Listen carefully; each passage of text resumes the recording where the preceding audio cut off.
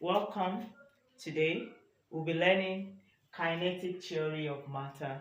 And kinetic theory of matter explains that it explains the behavior of particles, which are solids, liquids, and gases.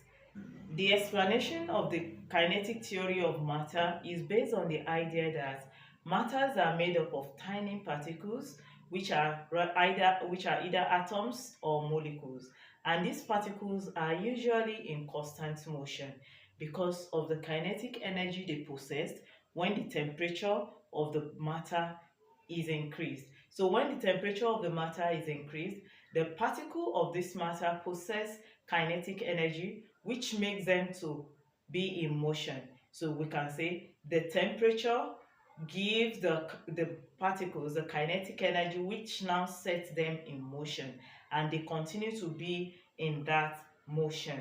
Now we'll look at what kinetic energy helps us to understand, like the temperature, the relationship between the temperature and the kinetic energy, diffusion, Brownian motion, pressure of a gas, and at the same time we look at the changes of matter.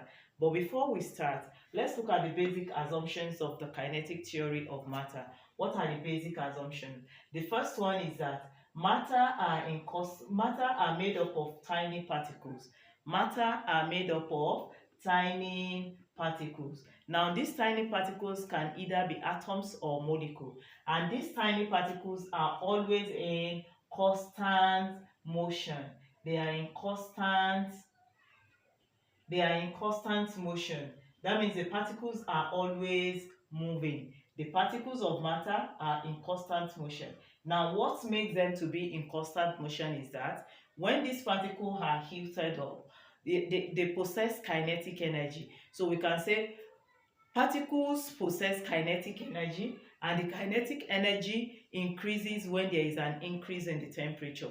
And there is also space between the particles of the kinetic energy, which varies to the size of the particle. So that means the larger the size of the particle, the larger the space, and the smaller the size of the particle, the smaller the space. So we also look at the intermolecular forces. If there is particles and these particles are due to what, there is space rather, and the space within the particle is due to the size of the particle, then there will be intermolecular forces holding these particles together.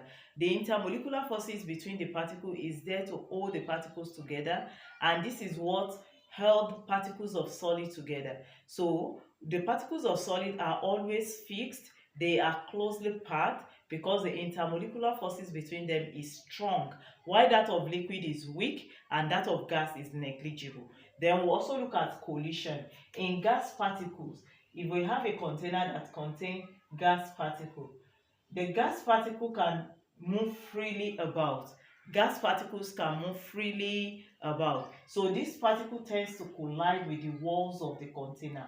So when they collide with the walls of the container, the collision is known to be perfectly elastic. Then we look at the volume. Volume. We look at the volume. Volume of the particle of gas.